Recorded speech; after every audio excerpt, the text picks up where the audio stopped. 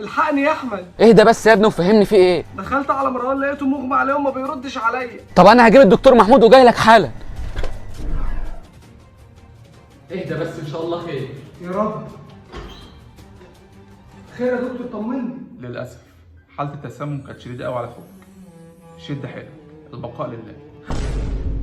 انت بتقول ايه يا دكتور؟ اخويا مات؟ شد حيلك. اخويا سبتني انا لوحدي يا اخويا، سبتني انا لوحدي. انت عارف ان انا ماليش غيرك.